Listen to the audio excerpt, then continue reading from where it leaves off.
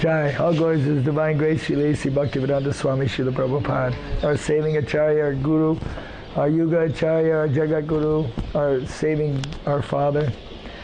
Srila Prabhupada came and saved me in a very odd situation. If I may, I'll just begin with myself, how I came to Krishna consciousness. I used to live in, I used to do a lot of austerities. My father died when I was 9. And I always started searching out questions about God. Who is God? Why did He kill my father? And who is my father? Where did he go? And what's going on in life? What is life about?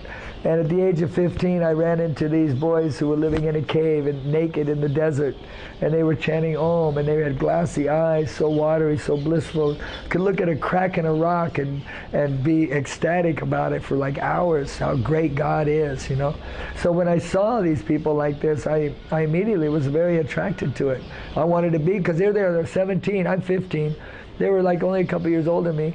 You know, they should have been at the beach with the girls, they should have been having rock and roll, they should have been out with the people, socializing, but instead they were living in the rocks in the desert, alone, naked, you know, eating only a fruit once every couple days.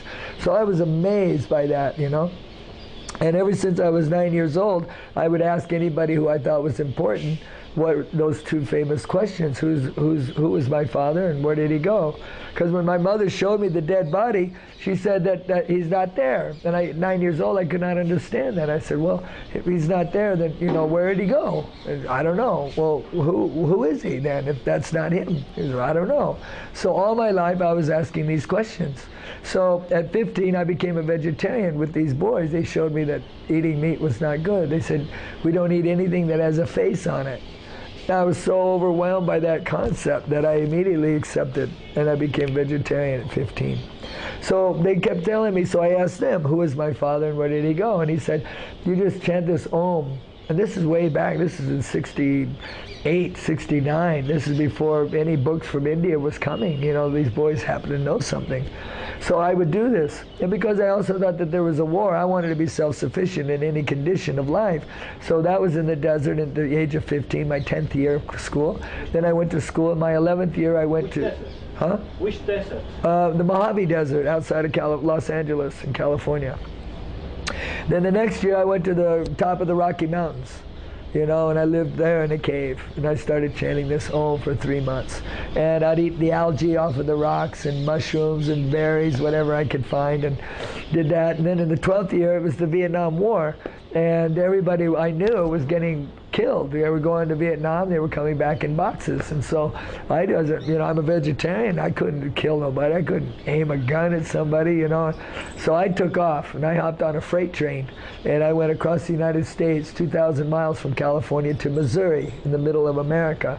And there I found some, what we call flower children, people before the hippies, who were into peace and love and, you know, trying to make a better world. And I immediately accepted all that. And so I joined with them and at one gathering, and one guy invited me to live on the property that he owned, 50 acres of land in the middle of the Mark Twain National Park. No neighbors, just alone, and there was a cave.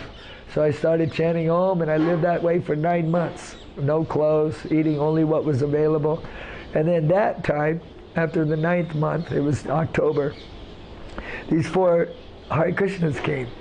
Because they'd heard this rumor, you know, this yogi guy is living down there and living in the woods. And so they came and they said, you know, Hare Krishna. And just prior to this, I had gotten this, what was, I would say, is like a Brahman realization from this meditation, because I was so desirous to meet God and kill him for killing my father. That was my original reason.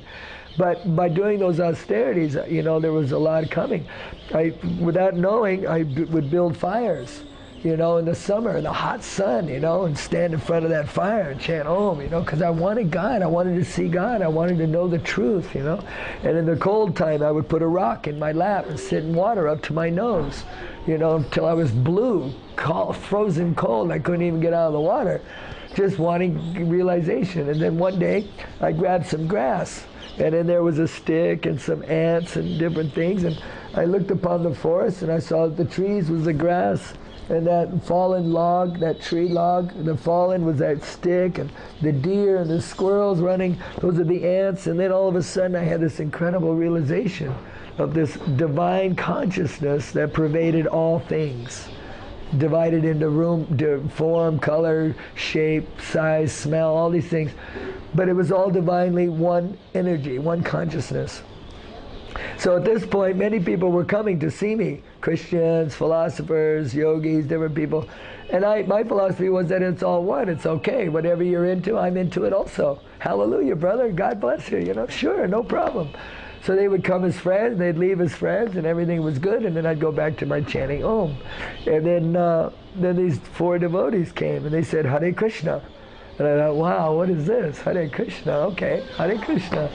And then they said, so what is your philosophy? And I explained that there was a divine consciousness that pervaded everything. And they said, well, that is true, but it's consolidated into a little boy that's blue, that plays a peacock, that has a peacock feather and plays a flute. And I went, whoa, that was a little bit much, to handle that. But I had to accept, because it was my philosophy to accept everything. So they were there with me for about a week. And they were a little off. They were saying that his name is Gopal and he has to eat butter. So everything that we ate, it had to be with butter. Even if a drink of water, you had to eat it with butter. These guys are a little off a little bit. Lots of butter, butter, butter, butter. I'm eating fruits and berries and bark and leaves. This is what I've been eating for 9 months. They come along with all this butter. Gotta eat butter. Krishna's makkan chor. You gotta eat butter. So then after a while, then I asked them, I said, so those famous 2 questions, who is my father and where did he go? So when I asked him, who is my father, he said that every living entity is an eternal servant of Krishna. And I thought, well, that's not a bad answer, but it was the way they were convinced. They were so convinced of this that I never saw anybody convinced of anything in my life like these guys were. So I was impressed by their conviction. And then he said, so I said, well then, where did he go? And he says, as the soul continually passes from boyhood to youth to old age, the soul similarly passes into another body at the time of death. Self-realized soul is not bewildered by such a change. And it was like such a monumental, incredible answer. And he said it so casually, like if I was asking where the toilet was. Oh yeah, just so like that, And I was like, and the conviction, that eye of conviction in their eyes, and I was like, amazing, this is right. I could feel it in my heart that this was the truth. So I asked, where did you get this knowledge? And they pulled out Bhagavad Gita. And I opened the Bhagavad Gita just randomly, just opened it, and I read the non-permanent appearance of happiness and distress and the disappearance in due course, like the appearance and disappearance of winter and summer seasons. They arise out of sense perception. Now I'm living this verse. I am tolerating heat and cold. I'm living in the cave. I'm doing the dualities. I'm like, this is alive. That was my first understanding. This Bhagavad Gita is alive. Why did I get that verse? And I'm living that verse. Wow. Where did you